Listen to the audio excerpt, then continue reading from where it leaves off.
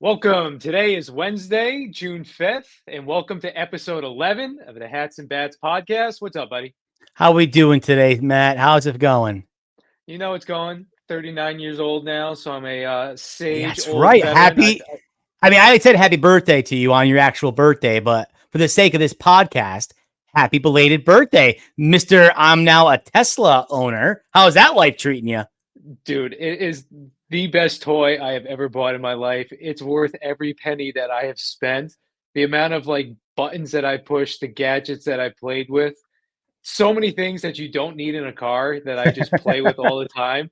Whoopee cushions, light shows, just if you could take me as a technology person and put in a car, just Mm-hmm. fits me perfectly. It's the best thing ever. The other day, it's got autopilot. I didn't even Mm-hmm. have to drive to work. I just put in work's coordinates, drives me there.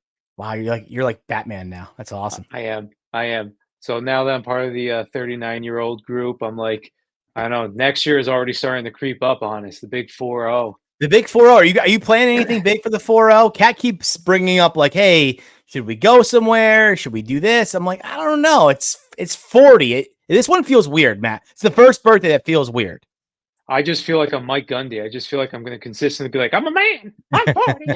That's the only thing. I'm like, just now 39, 40. Once I hit Jeez. really like 37, it was Yep. like Sean Alexander's number was like 37. Now it's officially old. That's such an ugly age anyway. And Yeah. you're Yep.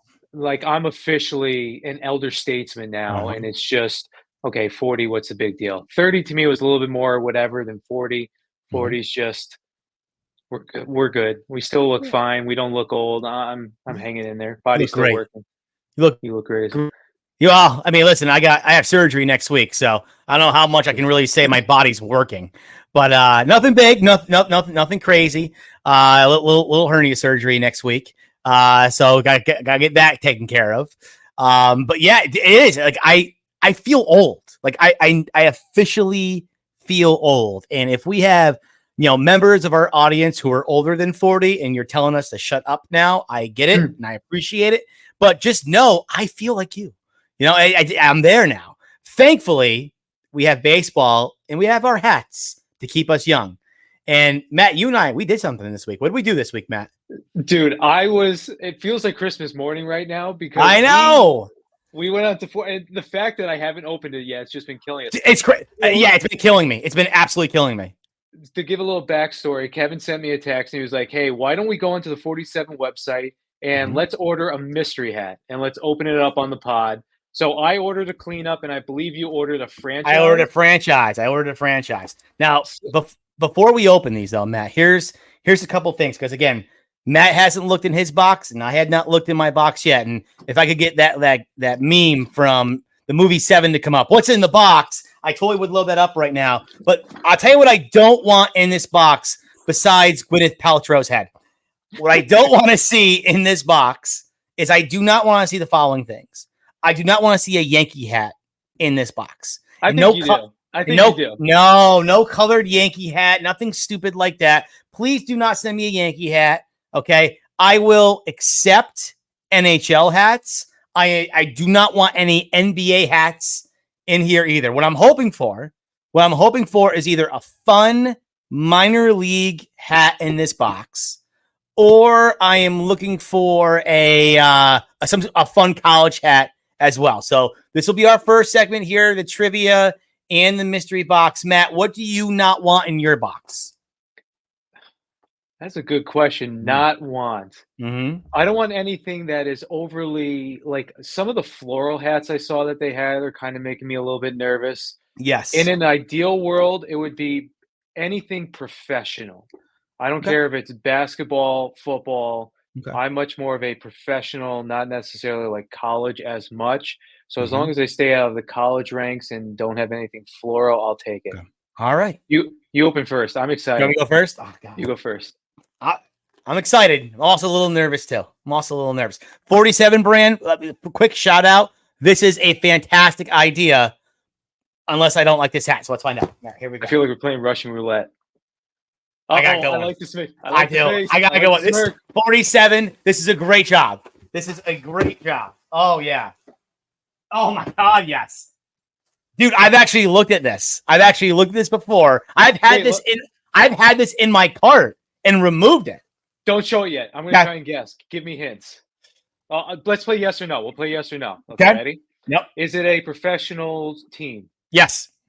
Baseball? Yes. American League? Yes. AL Central? No. West? It's the West. Okay, Mariners.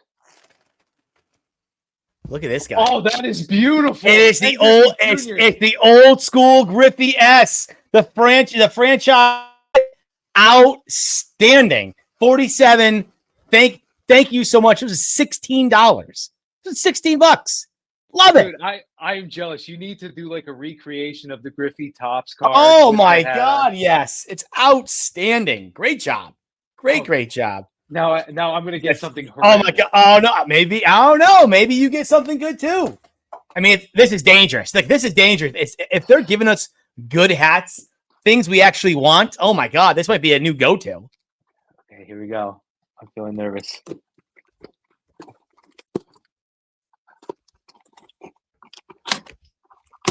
Same game. I'll do it while I give you some questions. Yep. All right. This is awesome. Oh no!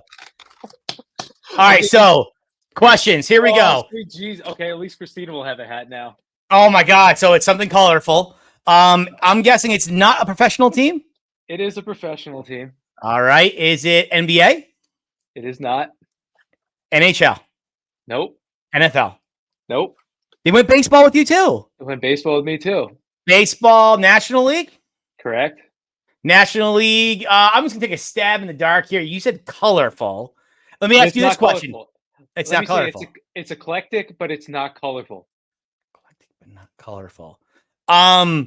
Is it a Mets hat by any chance? All right, what is it? It's a Dodgers hat. But that's not the bad part. What's the bad part? This is a travesty. For as good as yours was, mine's my God, the complete antithesis. I'm not gonna even wear this. I'm not gonna even wear this on the pod because I'm ashamed. Oh no, you have to. I can't. You have to wear it all pod. Come on, let's see it. Oh my God. Yes. All right. That is incredible. You have to wear it for the pod. You have to. What is this? Is that a cheetah print? No, it's not a cheetah. I'm not privy to like cat spotting. Wow. I don't know if this is. That is incredible. Look at that hat. It's a women's hat. How did it get a women's hat? That's a good. Well, I mean, all you did was when you go on and do this, folks. All you do is you pick either franchise or you pick what's that again? What's that called again? Oh my God, look at that thing. You either pick franchise or the adjustable. That's it. It's all you pick is a size. Look at that thing. That is amazing. See, that was my fear because it was so cheap, or so inexpensive. We put a better twist on it. That was the kind of stuff they were going to throw in the box. These kind of promotional things, these creative things that just did not work, and they are just collecting dust somewhere in a warehouse. It makes the most sense to do that, but oh man, Jude, look at you right now, and I look like freaking that. I don't even know what I look like. Oh man, outstanding. No, it's not outstanding. I'm writing 47. I'm sending them. I'm tweeting them later. I'm not even wearing it. 47. You just ruined Christmas for me. Listen, 1 for 2. That ain't bad. I mean, granted, I got the 1 and you got the 0, but whatever. That's not terrible. You have America. You have a 50% chance of possibly getting something you like. And in the mystery box, honestly, the mystery box, not terrible. If we're collectors, and that was our odds, we'd be buying boxes all the time, sir. So this is a box I'm pretty happy with. Yeah, you'd be happy. I'm just going to write them and hopefully be able to send this crap back. All right, let's get to the trivia, sir. What we got for the trivia this week? Thank you, 47. Love you, 47. I don't like you, 47. I have a grudge with you, 47. So, God. Trivia. Pretty straightforward. I was trying to think of things, and I always try to keep it topical. So, trivia, relatively straightforward. Which current major league player slapped another player over a fantasy football issue? Tommy Pham, who was just recently in the news. That's correct. So that's why Yeah. I brought up this whole idea. So I originally was not the biggest Tommy Pham fan, but Hmm. I just like him how he is totally different than anybody else. So just to give a little bit of background, for the trivia on May 27th, Tommy Pham slapped Jock Peterson because he was taking shots, or Jock was taking shots at him over their fantasy football league. And then Pham told Peterson he would, and I'm quoting here, pimp slap the bleep out of him. And that's what he did. So I was like, Yes. okay, this guy is definitely a little bit different. He's Kind of intense. fun story. Yes. Super intense. He also had that issue with a fan when he was on the Diamondbacks, right? I believe it was yeah, he was on the Diamondbacks. It was last year. I think they were in Anaheim, and a fan was talking trash. I think they yelled at him, "Go up there and strike out again," and he got like in the fan's face behind home plate. He's an intense dude. I saw another video with him where he was interviewing Frank the Tank, or not interview. He wasn't interviewing Frank the Tank, but he was talking with Frank the Tank about the comments he made when he was on the Mets, or actually after he left the Mets, saying how bad their clubhouse was. And Frank the Tank is trying to have like more of like a fun and a light conversation with Tommy Pham. And we all know anyone who's Frank the Tank, he's a pretty intense dude. And like just the way Tommy Pham talks, like he is always ready to go. Like he's ready for a conflict. I think it's just more of his nature, his intensity. And yeah, when you saw that play at the plate against Cleveland, man, I'm surprised the catcher stepped up to him, because I'm sorry, you should know Tommy Pham. He's going to get right in your face, and that could have been a lot uglier. Exactly. So the reason why I brought up the whole thing with like the Jock Peterson, also his quotes when he was talking about the Mets last year, looking back at it, like I think he was definitely talking about Jeff McNeil because it doesn't make sense with Lindor or even Alonso. But he said last year that the Mets team that he was on was more talented than the Diamondbacks team that he was on that made it to the World Series. And then he said, let's be honest here. And what makes this team different is everyone is still at this level trying to reach their max potential. And then he goes on to say the damning quote, out of all the teams I've played on, which were 8 teams, this team, the Mets, was the least hardest working group of position players I've ever played with. So there's no sugarcoating him. So if we fast forward to June 2nd, White Sox going nowhere, bottom of the AL Central. I think they're the only AL Central team that does not have a winning record, if I Yeah. remember that Yeah, you're right. correctly. Yep. They're playing the Brewers. Actually, Detroit might be sub 500 now, but yeah, go ahead. Yeah, the Tigers, yeah, true. So they're playing the Brewers. Pham is on third base. Sacrifice fly. He tags up. Balls hit to Christian Yelich. Contreras at home tags Yeah. him out, makes some sort of gyration, and Pham, in typical Pham manner, took offense to it. And then in his post-game interview, again, just Tommy Pham being I Tommy missed. Pham, Yep. kind of throws his own third base coach under the bus. He just says it was a shallow fly ball to left field. You would expect the left fielder to throw the base runner out on that play. The third base coach sends you. You've got to go. I'm nailed out at home by a mile. I'm going to the dugout. I hear the tough guy with all the hoorah bleep. I never start anything, but I'm prepared to finish it. And this is the quote that I love. There's a reason why I do all kinds of fighting in the off season, I know, because my I'm God. prepared to bleep somebody up. So take it what it is. The guy, I think the guy forgets what sport he's playing. You're Exactly, he's you're like a not supposed UFC to fighter. fight people, buddy. It's not that sport. Go do MMA then if that's what you want to do. But he's actually a really, like, I think, and he showed it last year during that postseason run with Arizona. He can be a serviceable outfielder on a winning Yes. team. I think he's more of like the fourth outfielder kind of guy. He's going to get traded. He's going to get traded prior to the deadline. He's going to go to a contender somewhere, because the other teams in Major League Baseball know this already too about him. Yes, he's intense, but that intensity is a good thing at times. It's just sometimes he can't contain himself. He's just too intense, and he gets into these spats. It's entertaining. I like it, but it's getting a little too much. It's kind of like the Kobe mentality, but it's for somebody who's a fringe major leaguer and not like a NBA great. This is like the Terry Tate offense linebacker mentality. This is like next level mentality. Like sometimes I don't think he can control himself. He just always seems like he's ready for a conflict. And I do agree with him. Like, that was a terrible decision to send him. But regardless, it's got to be a miserable situation there in Chicago. Yeah. He's got to want out. He wants to be on a winning team. I can't blame the guy. Ever since he got his eye surgery, he seems to be like a different hitter. I mean, I even saw it like last year with the Mets. It was like Yeah. he's got some pop. But talking Yep. about him being traded, I just saw online they're talking about potentially like Lou Bob. What's his name? Not Lou Yeah. Bob. Luis Robert. Yeah, Yep. Lou Bob. Yep. Yep. Yeah. Potentially, they were Yep. talking about Phillies. Phillies, Seattle. I think Seattle is going to be at the top of that list as well because they're in desperate need of offense. I mean, the problem with the White Sox is there's just not much there, period. I mean, this is a complete rebuild. This is going to take years to do. And Lou Bob, unfortunately, he had a great year last year. He was an all-star last year.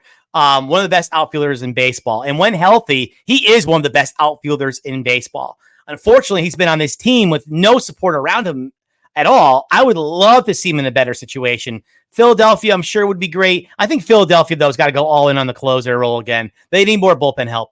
And I'll tell you, another team to consider for Lou Bob's services, now that the Braves lost Acuna, Exactly. why not? Just why not? Their outfield positions have been revolving doors now for years, with the exception of Ronald Acuna. And the fact that he's always hurt, they could use, again, another plus power, plus speed guy to go along that offense. The White Sox are such a train wreck. Do you know who's their highest salaried player? Andrew Benintendi by a lot, right? Yeah, and he's got a negative WAR. Like, he's been bad. He's been really bad. Dumpster fire, and they've got what's the left-hander's name? Crochet. Yeah, yep. Yeah, he's pitched well. Move him. Yeah, they're gonna have to. They're gonna have to move anyone who has any kind of value. And it's not a big list on that team, unfortunately. This is a team that's going to be in the cellar for years, and they're going to have to hit with these early draft picks over the next 3 to 5 years in order to rebuild this thing. Right. And it's such a shame because 3-4 years ago, people thought that this White Sox team was going to be like this Manners team that we're seeing now. It's like super athletic group with, awesome guys, but it didn't turn out that way. It'll be interesting the next couple months or month and a half to see what they end up doing. Yes, sir. Nope, so I went out of order. That's all right. We did our mystery box. Are we ready for part 2? I'm very excited for this. Very excited. All right, so I will give you the floor for this because you are the historian. I was just doing a little bit of my back work, just because I know so little about it. So just again to give some of the background, and then Kevin will go into depth with his historian knowledge and the vast amount of knowledge that he has. Everything baseball history. So this week or these past couple weeks, Major League Baseball took a significant step in acknowledging the Negro Leagues' place in baseball history by incorporating their statistics into the official MLB records. So basically how things work, in 2020, Major League Baseball made a groundbreaking decision by recognizing 7 Negro Leagues that operated from 1920 to 1948 as quote-unquote major leagues. This move just acknowledged the high caliber of competition within these leagues, which I don't really know how to justify that, but I'm going to take it for its word. But then building off of that 2020 decision, a couple weeks ago, 2024, Major League Baseball announced the official incorporation of Negro League statistics into their record books. Mm-hmm. This means achievements of players in those leagues are now considered alongside MLB players. So a lot of these records ended up being toppled by Negro League players. So you have the inclusion of longstanding records being overtaken by people like Josh Gibson. Josh Gibson, for instance, now holds the top spot in categories like career batting average, slugging percentage, on base, plus slugging percentage. So all of the history books have been rewritten. Major League Baseball said they're not going to go into Cooperstown and change any of the plaques or any of the wording along those lines. They're just going to incorporate the Negro Leagues into their history. Again, with you being a baseball historian and me being so naive, what does this mean? Tell me a little bit about like these Negro League players. Was it equal competition? Who was Josh Gibson? The floor is yours. What this does is this includes the Negro Leagues into the narrative, as opposed to it being what it's been, which is a footnote. And that's been, again, one of the bigger injustices to the story of baseball. In a minute, we're going to go through some different players. I'm going to introduce you to some players that I think any person who is interested in learning more about the subject should be introduced to understand what I think you're trying to understand is, okay, what is its place? And its place is right there with everyone else. All the greats we've talked about from the past, greats like Babe Ruth, Lou Gehrig, Honus Wagner, Ty Cobb, Jimmy Fox, Ted Williams, Joe DiMaggio, guys were all in the same consideration and the same conversation during those times.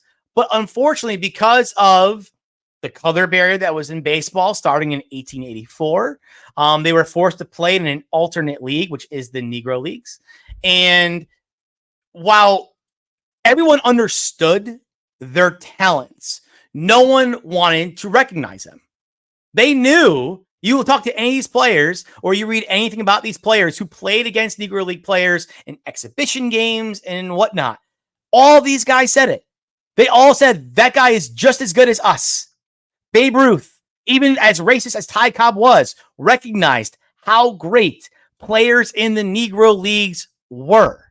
So what this does is, again, it brings them as a part of this narrative. Because to me, and what's always how the story has always needed to be told, is you don't go through baseball history and then go back and go, here are the Negro Leagues. No. And when I do my podcast later this summer, a baseball story, that's what I will be doing more next year and the year after, is this conversation of the Negro Leagues, which really gets going more in like the 19 teens and the 1920s.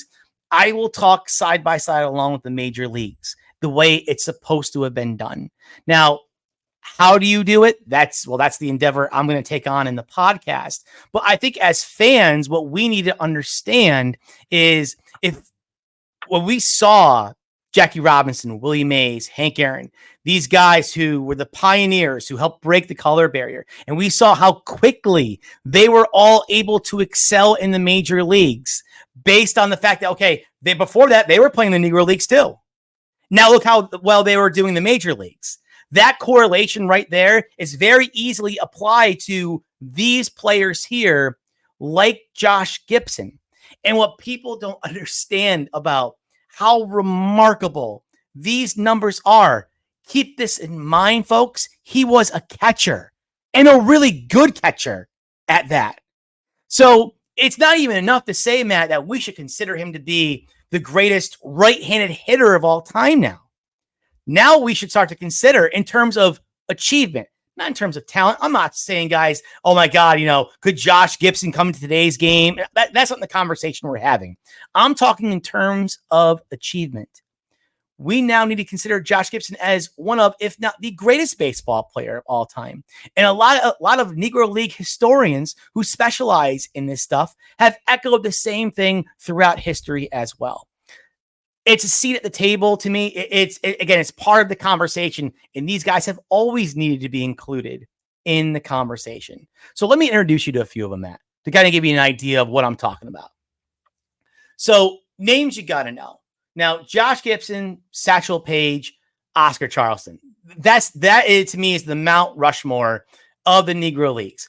So if you want to put a fourth on there to make it the official Mount Rushmore, we can debate who that other person can be. But to me, there were no three greater players than these three guys right here. Now, Josh Gibson numbers you saw. Satchel Paige, the greatest pitcher that ever lived. In terms, again, of achievement. I'm not going to go through all of his numbers, but there are so many just phenomenal Satchel Paige stories that, again, if you ever pick up a book on him, I got some suggestions for you here in a second. My God, you will be so entertained by what this guy was able to do on the mound. What's really amazing about Satchel Paige is his evolution as a pitcher. The guy actually started off as a flamethrower, throwing what was believed to be in the mid and upper 90s until he had a devastating arm injury in the 1930s, became more of a junk ball pitcher, throwing pitches like the hesitation pitch or a slider / curveball or slurve, or however you want to depict it, a palm ball or changeup as well. Then all of a sudden, his arm was fine again, and he was up there throwing it in the upper 90s or mid 90s, as historians would point out, along with all that other junk stuff as well. The guy was unhittable, not for a 5-year stretch, not for a 10-year stretch, but for like a 20-year stretch. This guy was the best pitcher in baseball, no matter what league you want to look at. Some of my favorite Satchel Paige stories was when he was on the mound, and as he was entertaining the crowd, he would tell his infielders and his outfielders to come in and sit on the infield grass as he proceeded to strike out the side. That's the kind of stuff Satchel Paige was able to do. Now, I'm going to move on for Satchel for a quick minute. I'm going to go to the guy who I think should be considered as definitely one of the greatest baseball players of all time, and that's Oscar Charleston. Oscar Charleston, now he played a little bit before the Negro Leagues were really a thing in the 1920s.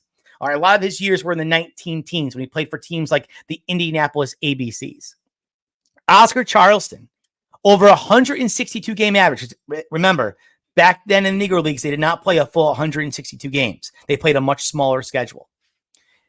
Oscar Charleston's slash line for a 162 game schedule, Matt, hits 365, 25 homers, 151 RBIs, and 37 stolen bases. That was Oscar pretty solid. Yeah, that was Oscar Charleston. You want to talk about Willie Mays? You want to talk about Mickey Mantle? You want to talk about some of the all-around great 5-tool players in the game? There was no greater 5-tool player in the game than Oscar Charleston during that time period. White or black, it did not matter. He was hands down the best baseball player on the planet from about 15, 16 to about 1930, 32. That was Oscar Charleston. Go to the next slide for me, please. Now, you know how I love my stories. And for a long time, Matt, would you believe that Satchel Paige and Josh Gibson both played on the same Negro League team in the 1920s, 1930s? They played for the Homestead Grays. And that Do you know how many Yeah. teams were in the Negro Leagues? So I believe at the height of the Negro Leagues, I think, oh my God, because it changed. Teams went out of business a lot. And I wouldn't say a lot, but like there were just different teams coming in and going at different times. I think at its height, it was between 10 to 12 teams per league, the Eastern League and the Western League. So again, not as much as Major League Baseball, but not that far off from the 1920s and 30s either. Because even the American League and National League in the 1920s and 30s, I believe, was right around the same there too. So again, it's a different. They had obviously different barriers to overcome than white professional baseball. They had to secure their own stadiums. They had to try to secure, deals for those stadiums, contracts for those stadiums. And again, not to mention the racism they would embrace when coming to those towns and cities. So there was lots of barriers. In their way. Again, don't want to get into all of that right now. But yes, it was a smaller league in comparison, but not by much. I'm just looking up the names right now. Some of the names are fantastic. The Atlanta Black Crackers. Mm-hmm, yep. The Birmingham Black Barons. The Detroit Stars. X-Giants. Yep. Cuban X-Giants. Yep. The Lincoln Giants. Leland Giants. Yep. The Homestead Grays I knew of because I have a Homestead Grays hat. Yep. Kansas City Monarchs. Is that what the Marlins City Connect is based off of? Because it's got the same crown type of logo, or is that just me being naive? I don't know if that's what they were trying to base it off of. New York Cubans, New York Black Yankees, Newark Eagles. Yep. All good stuff. All good stuff. Those hats are awesome, by the way. I know Lids did a whole big promotional thing with the Negro League hats the last couple of years. Some of them are awesome. Some of them are really, really good. In this situation here, though, Satchel Paige and Josh Gibson, this is the kind of stuff, Matt, I'm talking about how we were robbed. These are a couple little things that people don't know. In 1938, the owner of the Boston Red Sox brought in Satchel Paige and Josh Gibson on a secret tryout. It was either 38 or 1940. It's right around that time. Brought him in for a secret tryout. And when Judge Kennesaw Mountain Landis, the commissioner of baseball, learned about that tryout, he called up the owner of the Red Sox and goes, absolutely not. Landis did everything in his power to make sure that black players did not play professional baseball. And it wasn't until he died that they were able to change it. But I want you to consider that for a second, Matt. Josh Gibson and Satchel Paige on a Red Sox team in the 1930s with Ted Williams. Could you imagine trying to pitch to the 3-4 combination of Ted Williams and Josh Gibson? Was that anything to do with like Boston, as Boston is inertly racist, especially during that time? Like, why was he so adamant against it? Why was Landis? Yeah. Landis was against the color barrier, was always a proponent for the color barrier. He wanted to keep both leagues segregated. It had nothing to do with ball. John McGraw tried several times to bring in a player of color. And every single time he was shot down. Sometimes McGraw would name the player after a Native American name. He'd call him like Chief and try to basically say, oh, no, his darker complexion is because he's Native American. Because there were part Native American players that played in Major League Baseball. And every single time the owner shot it down, and when Landis became commissioner, he shot it down as well. This was an unspoken thing until Landis really started speaking out against it. And publicly, he wouldn't. Publicly, he would say, oh, no, there's no color barrier. It's just the owner. There's just not a player in the Negro Leagues who is good enough. That's why they're not here, which everyone knew was nonsense. Publicly, he would say that. Behind closed doors, no. He refused to let any black players in. But that's the kind of stuff we were robbed of, Matt. That's the kind of stuff we were robbed of. People love the story of Babe Ruth, and rightfully so. I love the story of Babe Ruth. It's a great story, what he did for the game of baseball, how he helped save the game after the Black Sox scandal. It's spectacular. But you look at that time period of the 1920s particularly, and you have guys like Oscar Charleston, Josh Gibson, Satchel Paige, who are all playing the same time period. Imagine if they had the same stage as Babe Ruth. Would we still consider Babe Ruth, the grandest player of them all? Maybe he's even grander because he's going up against these guys, and maybe he's even outshining them at times. That's the kind of stuff that we have been robbed of. And when people go nuts about the steroid issue in particular, when people go nuts about that and say, oh my God, look what that did to the game. Look how it tarnished the records. There is no greater crime in all of baseball. Forget the 19 scandal, forget the steroid scandal, even the current gambling scandals. There was no greater crime to the history of baseball than these players not being part of the major league game. And that's why I'm so happy this stuff is happening. All right, go to the next one for me, buddy. When did Jackie Robinson came in, 47 was it? I just realized I can actually do it myself. I don't know why I always tell you to do it. I just realized I had the same powers that you do. Jackie Robinson came in 47. Yes. So this was almost 20 years after. He signs in 46. He goes to the Montreal Royals, which was Branch Rickey's affiliate. And then he joined Brooklyn in 47. Can I just say, before you go into the next batch of players, the nicknames, that's something that's so badly missed these days. Isn't it? Oh my God. Cool, Papa Bell, Pop Lloyd. These are all great names. And again, I'm not going to go on about each, but just to give you an idea, Matt, James Thomas Bell, or Cool Papa as they call him, was referred to as the fastest player in Major League Baseball history. He electrified people on the base path. They said he was one of the most entertaining players to watch because of his speed in the Negro Leagues. Turkey Stearns is one of the greatest left-handed hitters of all time. If you want his stats for 162 game average, Matt, he's hitting at a 348 clip with 31 homers, 165 RBIs on average for a 162 game schedule, and 21 stolen bases. Sounds pretty good. Turkey Stearns was one of the most feared left hitters of all time. John Henry Pop Lloyd. Give me an idea of why John Henry Pop Lloyd is such a big deal. Now, he played in the Negro Leagues, the official ones in the 20s, when he was later on in his life. He played in what I would call kind of like a minor Negro Leagues, which was the Negro Leagues prior to that, in the 1900s and 19-teens. They refer to him as the Black Honus Wagner. Now, why is that a big deal? Well, because throughout that time period of baseball history, from about like 1900 until Babe Ruth becomes a big thing in the 1920s, Honus Wagner was always referred to as probably the greatest baseball player of all time. Like Wagner, Lloyd was also a shortstop. They said he was brilliant defensively, but the bat, Matt. Now, listen, here, I'm going to give you Honus Wagner's 162 game average. He averaged 328 with 6 home runs, 100 RBIs, and 42 steals. Now, 6 home runs, dead ball era. It's going to correlate with the Negro League players as well. John Henry Pop Lloyd, in a 162 game schedule, he averaged a 349 batting average with 6 home runs, 115 RBIs, and 22 steals a season. So it almost mirrors that of what Honus Wagner did, but excelled obviously from a batting average standpoint.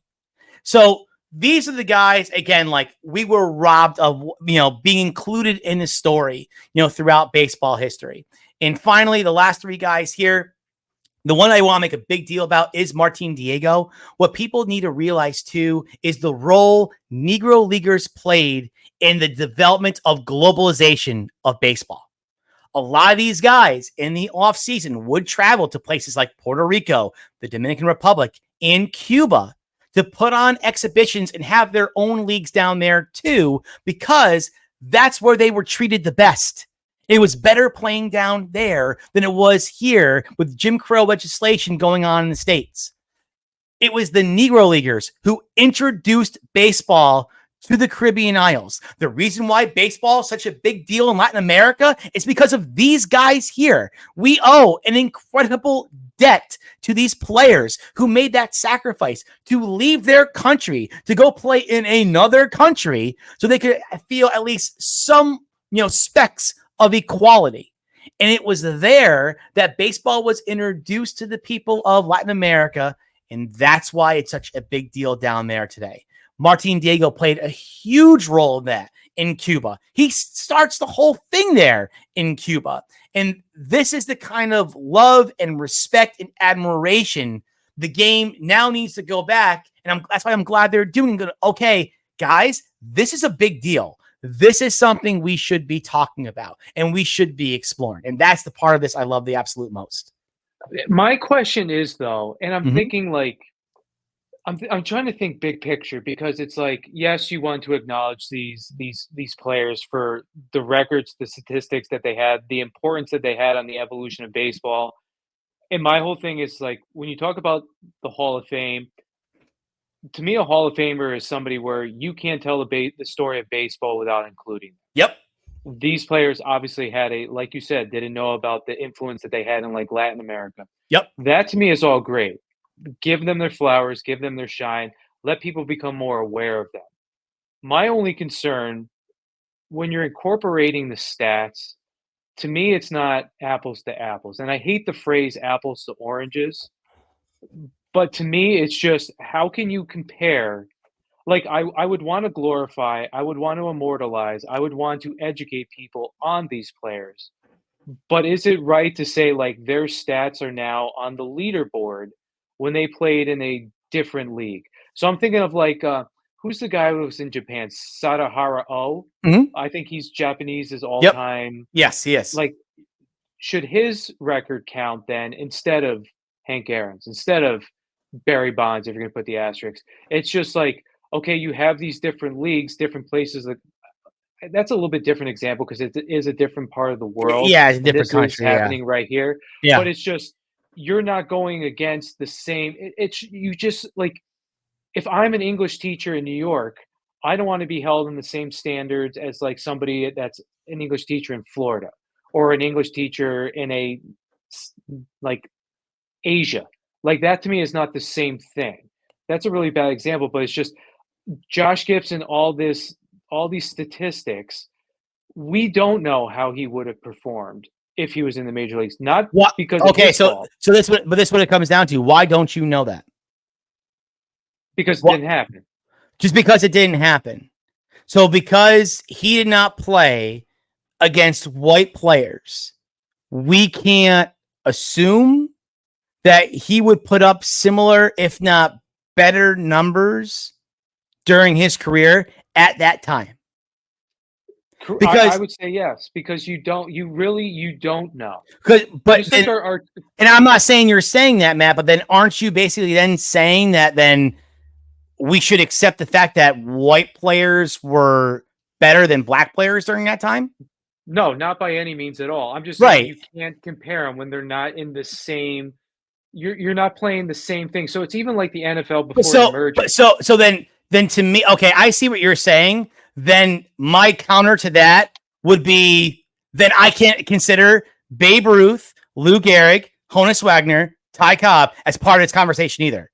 I But the cannot consider them the greatest baseball players of all time because they did not play against these guys. And I think that's if that's what you're teeing up, I completely agree with you. If you are unsure, then we got to say, okay, that entire time period then has an asterisk. Now, Major League Baseball is not going to do that. And I agree. I don't want them to do that either. This should be a fun exercise. This should be a fun time to look back at history and go, let me consider that perspective.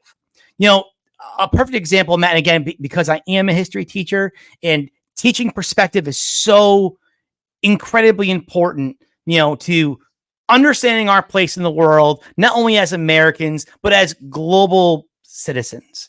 Okay. And, this is going to be another bad example. But I do think it works. No one would ever argue. Okay. God, I don't even want to go down this road right now. I'm definitely not prepared to do so. But when we talk about conflict in the Middle East, when we talk about, okay, why is there so much hatred? Why is there so much conflict? Why is there so much violence? And you start looking at it from the American perspective. The American perspective has a hard time understanding why so much of that hatred, so much of that conflict is going on over there. But when you look at it from actually their perspective, when you actually read up more on their history and how things have gone down in the Middle East over the last 100 to 120 years, when you really start to know that history and appreciate that history and try to put yourself in that perspective, then you look at it and go, oh, I understand why there's so much intensity over there. I understand why there's so much anger over there. I actually do kind of see why they may look at America and not appreciate our presence over there. When you actually look at history, Matt, what it reveals is that, again, there's a lot of gray. There's a lot of gray in the world. It's not good guy versus bad guy all the time. And the only way you understand that's by understanding perspective. If your perspective is, and I think that's what you're saying here, is that I'm having a hard time understanding their greatness when they didn't play against the other side, then it works it both ways. Then we should not be able to understand how great Babe Ruth was. Because Babe Ruth, guess what? He never faced Satchel Paige. Exactly. Honus Wagner, he never faced Smoking Joe Williams. How do we really know how great those guys were? And of course, in America, we are never going to say that about Babe Ruth. We won't say that about Ted Williams or, dare I say, Joe DiMaggio. These guys are American folk heroes. And I'm not trying to say they're not. I'm not trying to say we should not consider them that. But if your contention is, oh, God, I don't know. Like, it's nice that they're doing this, but, they didn't play against those guys. Then you need to say the same exact thing for the other side. And that is, if you're not going to consider Josh Gibson as the greatest hitter of all time, your answer better not be Babe Ruth either. He better not even be on your list then. And that's the tragedy. That's why this is the greatest crime to ever happen to the sport of baseball was segregation, the color barrier, and the exclusion of these players. In my mind, Matt, I have no problem letting these guys in and considering them part of the narrative. Because for me, they've always been part of the narrative. I mean, Liz, I'm going to throw a couple things. If you're interested, anyone out there is interested, if you want to learn more about the Negro Leagues, here are a few of my favorite books. This is by Larry Ty. It's a book on Satchel Paige. Excellent read here. Tells all the great Satchel Paige stories that you're going to want to hear that I was talking about. Howard Bryant. I'm sorry. This is Lonnie Wheeler. Howard Bryant's written a couple other books. Lonnie Wheeler wrote this one here on Cool Papa Bell. This is a newer one that just came out in the last few years or so. Also a really great read. If you want an awesome book on Oscar Charleston, check out Jeremy Beer's book on Oscar Charleston. Absolutely phenomenal book. But to me, Matt, anyone who wants to learn about the Negro Leagues, you start here with this book. This is Shades of Glory by Lawrence D. Hogan. This is one of the best baseball books I have ever read. It is so captivating. It gives a concise history of the Negro Leagues. It is absolutely phenomenal. Shades of Glory by Lawrence D. Hogan. Phenomenal books there. So for your summer reads, if you're considering understanding perspective, if you want a better idea, Matt, of why these guys should be a part of that narrative and why they should be included, there's a good place to start, buddy. I love it. And my takeaway and my favorite word that you use is narrative, because that's what baseball history is. Yes. Baseball history is a narrative. Yep. I am in the group where we had this conversation. I don't know if it was last pod or before that. I was always like, Babe Ruth would not be the same type of hitter if he was in today's day and age. And you're like, okay, well, you don't think he's going to adapt and be able to change his game. You're never going to know that. You're never going to know if you can take people from different eras. You're never going to know if a Josh Gibson. It's fun. But that's what drives baseball. That's what makes baseball so unique. And that's why I hate so much when people are like gatekeeping in the Hall of Fame, where they're like, no, I'm keeping Barry Bonds out. Exactly. I'm keeping these people out. I'm like, you are a museum. You are telling the story of baseball. How are you possibly telling the story of baseball without that? We're going to look back at people are going to look back on this. I'm sorry. Barry Bonds is going to get in at some point. He's going to get in at some point. He's going to, because I see it with my sports class as well. You know, a few years ago when I brought up steroids, I would say about half the class, like, yeah, keep those guys out. I asked the same question the other day in my class, 100%.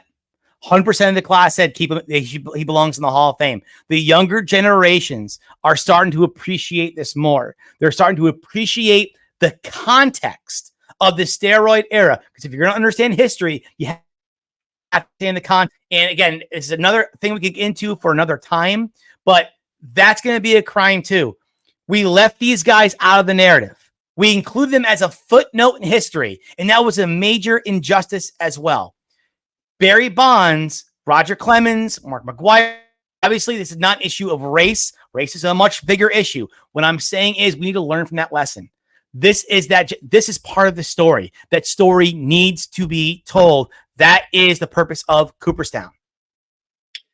Are they going to do any sort of like asterisk with it where it's like this person was in the Negro Leagues? I don't know if they're going to do it with an asterisk. No, I think they're recognizing it as another major league. So think of it now, during that time period in history, from about like 1920 to 1946, there were 3 major leagues now. American, National, Negro League. I mean, it's fascinating to see what is going to continue to evolve from this. And like, what's the next step? I know I saw like CC Sabathia, I think it was Griffey. There was a lot of like the African-American old players. Yeah, which Cooperstown was cool. Yeah. And it's like, I understand you're trying to grow the game because baseball is a very white and Latin American game. And your black baseball players are just not there anymore. And when it first happened, I'm like, are they just trying to make it more appealing to the inner city kids where it's like, oh, look, there's somebody that looks like me. There's a history there. Sure. Like, what is their motive for this? I think that something that grows the game. I do. I think it is. I think, and that's something they've talked about for years, even aside from, the inclusion of Negro League statistics, is how does this game grow for young black players in this country? And I think this is one way to definitely help make it grow, is including this narrative, because this is the story. This is the story of baseball. And when you look back on the game, yes, you see Jackie Robinson, yes, you see Hank Aaron, but you look prior to that, it's Babe Ruth, it's Ted Williams, it's Honus Wagner, it's Ty Cobb. And I can see, okay, well, then what? Black players weren't playing then? Oh, no, they were, but it was a separate league. But yeah, it was just its own separate thing because of segregation. No, this was a real league with the most talented baseball players on the planet. That's why this has to be included into the narrative. Amen. All right. Whew. I should have brought down some more water. that was tiresome. Was it good? I love it. Good. I hope you all liked it. Yeah, let's get it. So, yeah, let's talk about this. All right. So, we are now entering the month of June. It's hot. My thermometer in my classroom reached about 82 degrees today. Awful. I got AC. Just shut up. All right. Just absolutely awful. All right. And you know, every night turning on a different game, watching this, watching that. And speaking of narratives starting to form. There are some really good teams in baseball this year. We've talked about this before on the podcast. The Yankees are definitely one of those teams. The Phillies, definitely one of those teams. The Dodgers, definitely one of those teams. But there are a bunch of other teams as well that I think, as baseball history has shown us, you don't pick a World Series winner in June. There's a whole season to be played. And I still think there are teams that can make moves and catapult themselves to be in the same conversation as the Yankees, as the Phillies, as the Dodgers. But in order for that to happen, and I'm a big believer in this, Matt, throughout the season, there's always the Prove It series, where you have a team and you're questioning just how good they are. And they need to have a Prove It series against another contender to try to change the narrative as to how good this team is. All right. So what Matt and I did is Matt's taking the National League. I'm taking the American League. We have 2 for each league, 2 Prove It series that when these teams come together, there's going to be something a little bit more on the line. And it could be that series that makes or breaks a team for the season. So let's get into it, Matt. I feel like I had the much easier task because the National League is you have 4 teams above 500. Mhm. Everybody else in the National League is below 500. So if you're telling me that there could be a team that is currently below 500, there's so many possible teams that you could pick from. I Sure. think of it like the National League is kind of like the NFL's NFC, Mhm. the NBA's Eastern Conference, where you got probably, I would say, 2 juggernauts in the Phillies and the Dodgers. You've got 2 really good teams with the Braves and the Brewers, and then you've got a whole cacophony of 500 teams, slightly Cacophony. below 500. I'm telling you, I'm trying to break out all the big words. Breaking it out. I love it. Get it all out now. There's so much minutia that I would not be surprised to see another Arizona rise to the Sure. top, Absolutely. take down Yep. teams. So for my make or break series, the Cubs play the Brewers. So this takes place from June 28th to June 30th. They've It's gonna already be played in already. Milwaukee. Yep. It's going to be in Milwaukee, which is basically like Wrigleyville North. I feel like it's majority like 50% Cubs fans.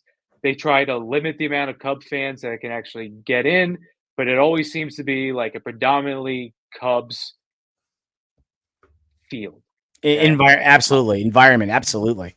So the Cubs right now are 30-31. They're 6 games back of the Brewers. Over the last 10 games, 3-7. They had a really bad month of May. They did. Big Cat from Part of My Take, who's one of my favorite podcasts. I listen to it 3 times a week. Big time Cubs fan, and I always see it come across my timeline, my Twitter timeline. He's like, the Cubs suck. The Cubs are not a good team, but the Cubs are a flawed team. But I would not be surprised to see the Cubs in a very weak division hang in there long enough. So the Brewers are 36-25. Again, they're not storm beaters. I would say they're probably the 4th best team in the National League, which again is not saying an awful lot. When the Mets played them the opening game, the opening series of the year, I thought the Brewers looked phenomenal. Mhm. But when this series comes up at the end of June, it could really be the time where the Brewers pull away or the Cubs still stay relevant. The Cubs as a whole, like their offense is really like underperforming. Cody Bellinger has like a .8 WAR after signing his 3-year, $80 Yep. million deal. He hasn't gotten hot yet. He hasn't, and I feel looking at his swing is so disjointed. When he was good last year, I felt like it's so hard to critique his swing because it's such an abnormality. It's so, like, choppy. It just I can never tell if he's, like it's a long swing. It's a very yes, long swing. Yes. But and he looks like he's a mess right now. I see. I don't know if I go as far as saying he's a mess, but as long as he's healthy, hot Cody Bellinger months are coming. And But again, as we get closer to summer, that's usually when he gets hot. So it's so funny because when I thought of the Cubs Brewers, to me, that series at the end of June is huge because the Cubs, again, are still right at 500. That in the National League, it's all you need to be to get in that wild card spot. It's right around 500. And this is a Cubs team that, again, still plays incredibly good defense. They have the rookie of the year in Shota Imanga. They have Justin Steele, again, coming back off of the injury as well, coming back. He actually is back, but it's going to take him a little bit to round to form. To me, it doesn't have the greatest pitching, but with the defense and the offense, once it gets hot, Matt, I think they can 100% be a top 4 team in the National League. But on top of that, they have the prospects to make a big move. And if the Cubs are around 500, this is one of my interesting deadline teams.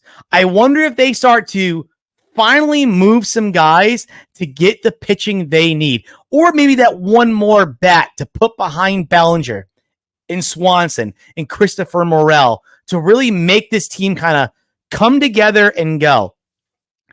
This team interests me a lot. And I love this rivalry now between the Cubs and Brewers. Yes, it's always been a rivalry, but the Craig Counsell fact, also being there makes it even more intense. I don't think the Cubs are going anywhere. This is their dip. They survive this dip by staying at 500.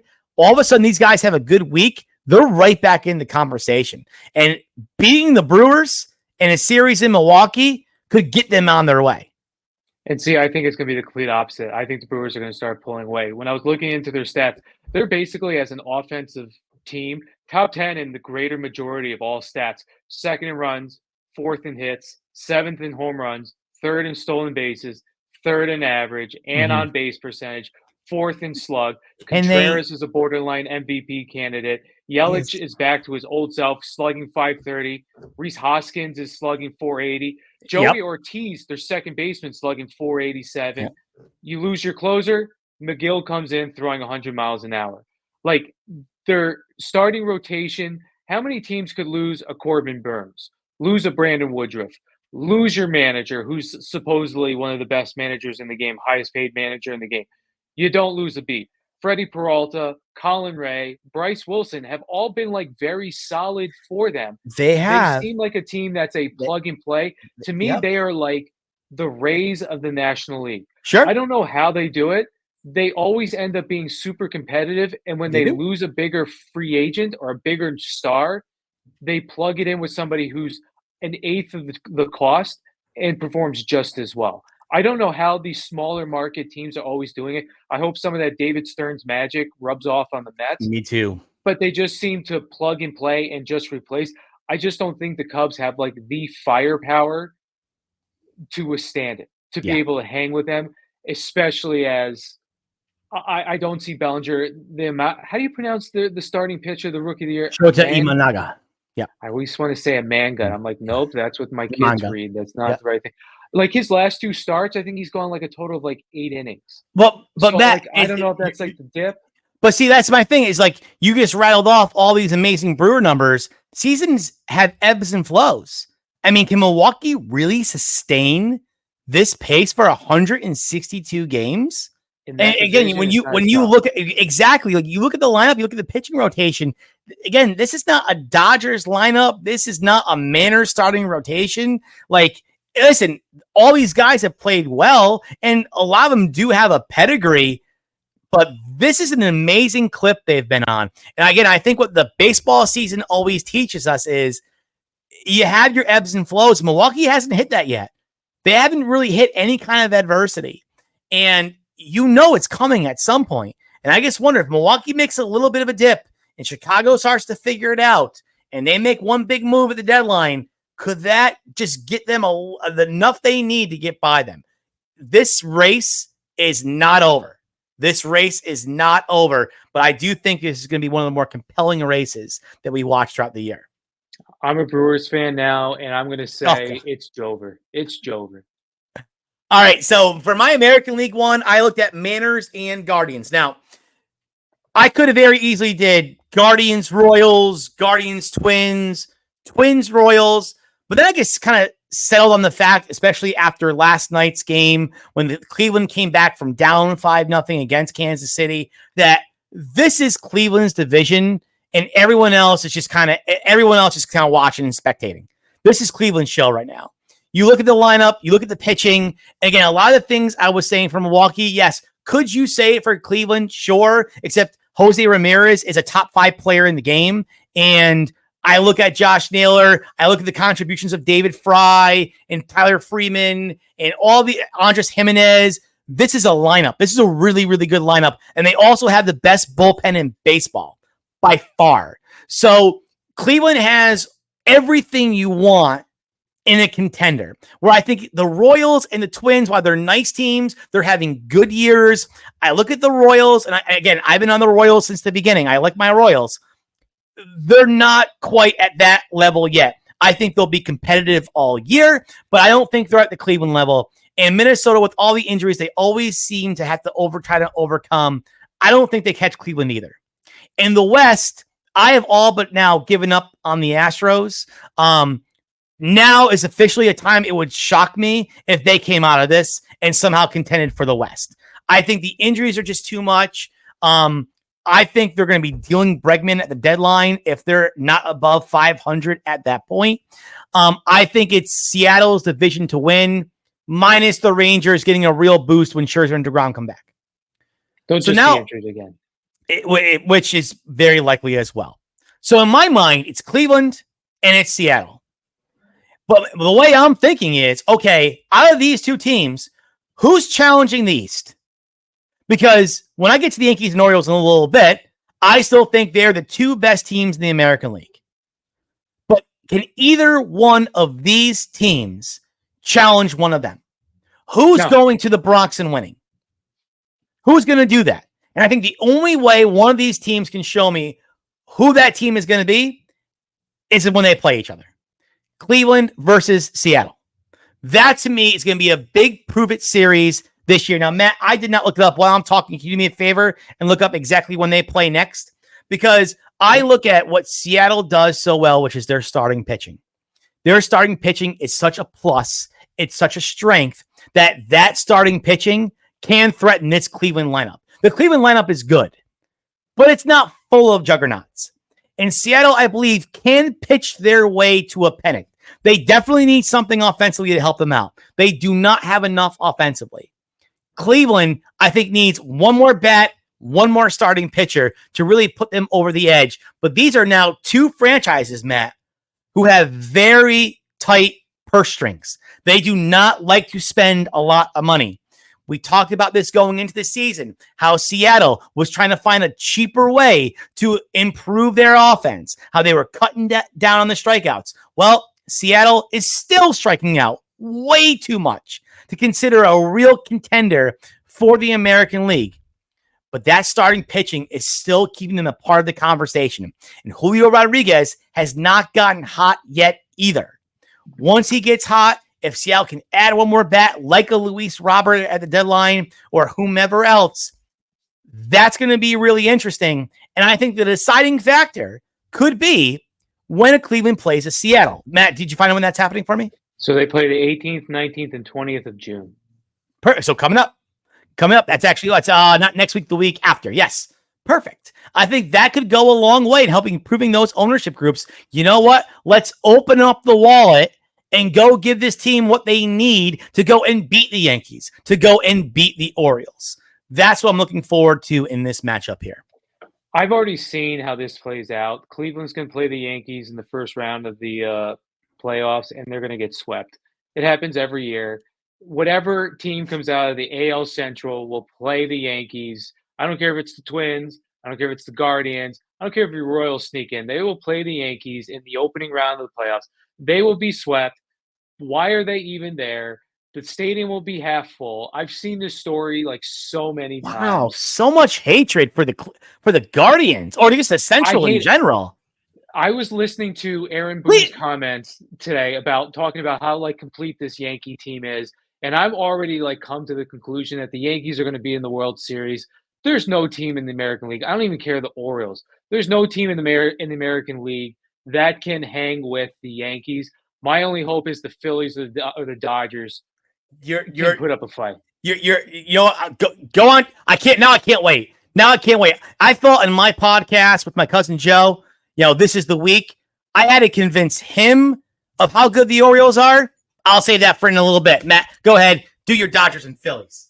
Wow, I'm So gonna this be is my really only fired up. hope. This is my only hope to prevent hearing the number 28 for the next 9 months if the Yankees win the World Series.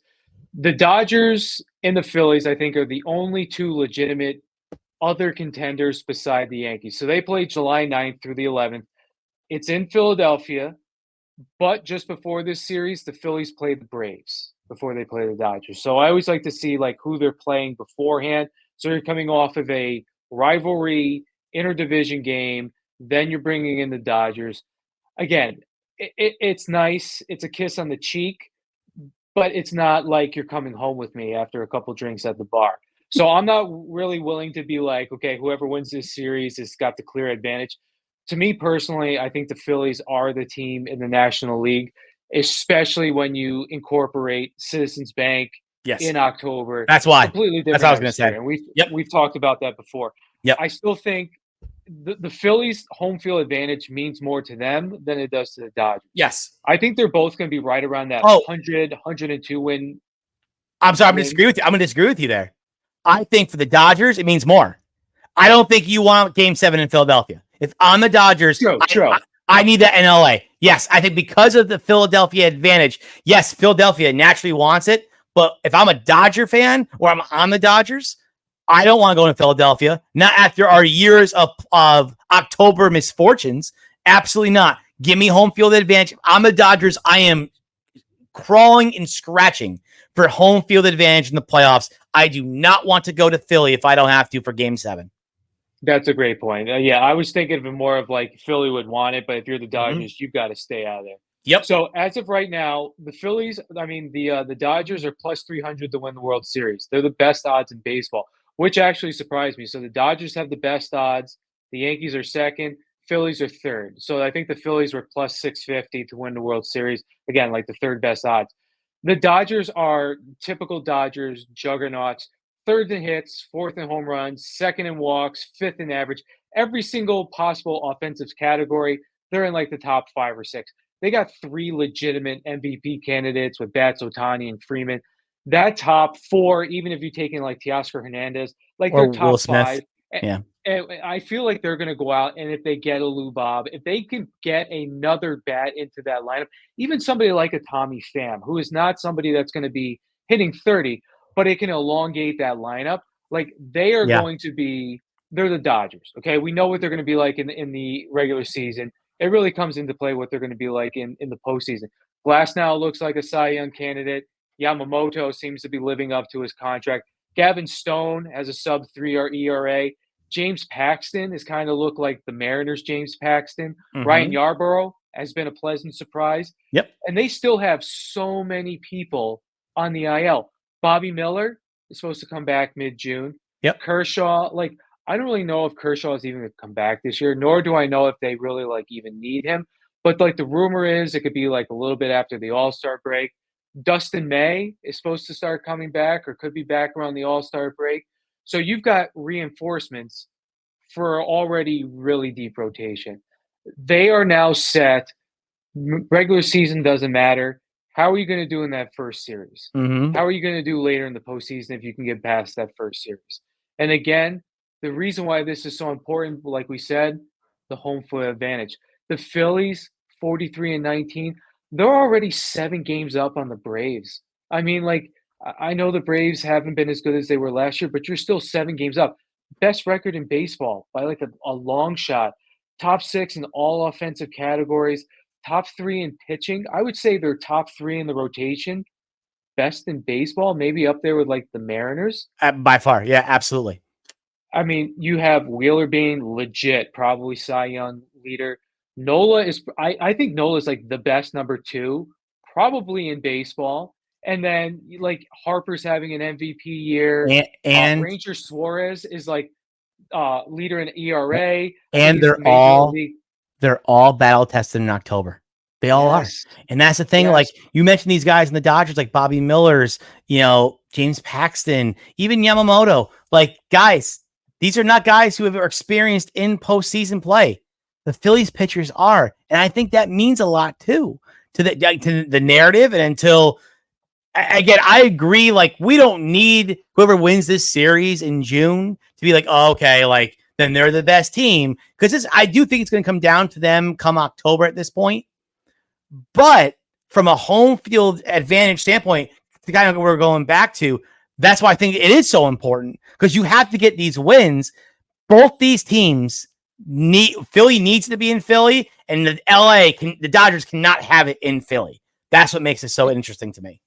And both teams are, like, far from full strength. I mean, Brandon Marsh just went out. I think he had, like, a hammy. Yep. Trey Turner's been out.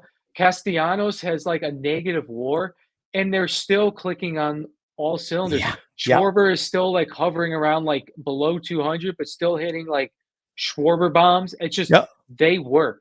Everything about them works. Their bullpen does scare me a little bit, and you mentioned about going and get, like, a legit Mason Miller. End of the game. In Philly. Mason Miller in Philly, make it That's happen. Gonna take so much. Like he's got what 5 years of control left. He does, but he's I mean, the Phillies got guys that could trade. They have guys that could trade.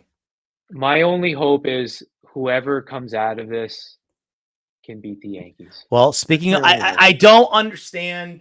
I don't understand why we are just giving. And I get it. The Yankees are great. They look great.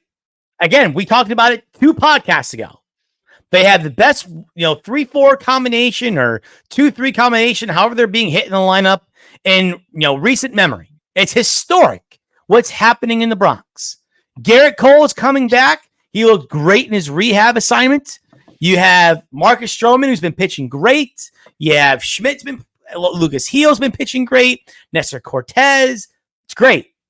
Didn't all Schmidt great. Just get injured? Didn't he get hurt? He did. He's going on the IL. It's all great. When the Yankees play the Orioles, though, the Orioles took 2 out of 3 in that series. And yes, it's April. It doesn't mean anything. But now Baltimore is going to Yankee Stadium on June 18th as well. I believe it's that same weekend. And people, again, I think, are not realizing just how good this Baltimore team is. It is a lineup of guys, 1 through 9. There are no easy outs in that lineup at all. Gunnar Henderson is a leading MVP candidate. You can say Juan Soto, that's fine. And probably now it's probably Aaron Judge. Fine. Gunnar Henderson's 3rd. Adley Rutschman, picking up from his all-star year from a year ago. You'll get Ryan Mountcastle's having a really good year. All these guys, they seem to be bringing up. All these guys seem to be hitting very well. Just brought up Connor Norby. He had his first career home run last night. As great as this lineup is, Corbin Burnes has been the X factor. This is the ace they have been begging for in Baltimore for years. And Corbin Burnes, Grayson Rodriguez, and Kyle Bradish, that is 3 guys I do not want to see in October. Because what have we seen before, Matt? What's been the lesson we've learned in every postseason? Great pitching beats great hitting. And I hate that phrase, by the way. It's the same thing I'm talking about with the Dodgers and not being playoff experienced. We've seen Marcus Stroman in the postseason. We haven't seen Lucas Heal. We haven't seen Schmidt. Nestor Cortez did not pitch well last postseason. So we're talking about again, a seasoned team who tasted the postseason last year and going against this Yankee team, this starting rotation, again, who's been great. They've done it. They've been very good for the first 3 months of the season. Is this sustainable? Is this sustainable for October as well? Because again, I look at that Yankee lineup and Stan's healthy right now. Is that going to last all year? Gleyber Torres is healthy right now. Is that going to last all year? Anthony Rizzo's been terrible at first base. Again, you're rolling out there with an Alex Verdugo. Yep. Or Trent Grisham still in the outfield. I am at this point. Yes. I'm grasping at straws here to find flaws right now in this Yankee team. But this goes back to the conversation we did have 2 podcasts ago. There is a world where when things start to turn a little bit for the Yankees, those weaknesses are going to be glaring. I look at the Orioles, Matt, and I go, okay, where are their weaknesses? Could they use another arm in the bullpen? Could they use maybe another starter just for depth purposes? Sure, they could. But I know this. If Baltimore rolls in with the postseason, that lineup's intact, and you have to face Corbin Burns, Grayson Rodriguez, and Kyle Bradish, I'm sorry. I'm not giving the Yankees the World Series trophy. I'm not giving them the AL pennant. This is a battle-tested team. This is a team that has a ton of momentum. I think this is an ownership group that's not going to be shy at the deadline either. They're going to go and get their foot is on the gas pedal. And you look at the Yankees. You look at all the uncertainty with the Soto contract. I wonder, does the Steinbrenner group, does Cashman make another move to provide some insurance to the rotation or insurance in the bullpen or maybe a better outfield bat or a better option at first base? Or do they go, well, we can't trade any of our prospects because if we lose Juan Soto, then what the hell do we do for next year? Who's playing in the outfield? They can't afford to trade Spencer Jones or Jason Dominguez. What happens if Soto leaves? Now who are you going to have in this lineup? And sure, should they be thinking about 2025 right now? No, they shouldn't. Doesn't mean they're not going to. The Orioles are a team that's ready to go right here and now. The Yankees are too, but there's still way more questions for me when it comes to the Yankees than it does the Orioles. People love the pinstripes. I get the pedigree, 27 championships. This group hasn't won a championship. They haven't proven anything come October. So when I look at them on paper, I look at Baltimore paper, I see 2 very, very even teams. But that X factor of Corbin Burns in that rotation to match up against Garrett Cole, I like how Baltimore stacks up against New York. And I think in a couple weeks, when they go to the Yankee Stadium, they're going to show the world again. This is not the Yankees division. The Orioles aren't going anywhere. The Orioles, to me, are still the favorites to come out of the American League to represent in the World Series. So let's, you have a gun to your head. Your mortgage is on the line. Yep. Are you taking the Orioles to come out of the AL, or are you taking the Yankees? I'm taking the Orioles. I will take that bet. I will take that bet. This is not hatred for the Yankees. And again, I can see in years past where, yes, maybe it is. Again, I like this Yankee team. I think this Yankee team right now is very, very good. There is a world where they're successful. There is a world where they go to the World Series. But I feel like people are already so quick to be like, oh, no, that's what's happening. I don't think we can slam the door on this yet. The Orioles are way too talented to just say, no, non-factor. The Yankees are just going to steamroll through them. What have we seen from this Yankee group in the postseason that they're an automatic come October? Tell me, Matt, what is the Orioles? What is the difference? But what have we seen with the Orioles? The Orioles faded hard last year. Sure. We could also say they were a very young group. It was the first time that they were there. You could. I mean, I can find it. I can sure go ahead and find excuses for them. But if I'm looking at the Orioles the same way, can't I apply that same logic to the Yankees? Just because they're the Yankees. Again, they're not the Yankees yet until they win the World Series.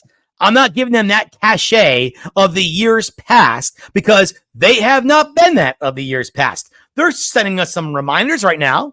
They're giving us a little glimpse, but I'm not ready, here on June 5th to just hand the Yankees the American League, not with the Orioles still there. Nope, not ready to do that.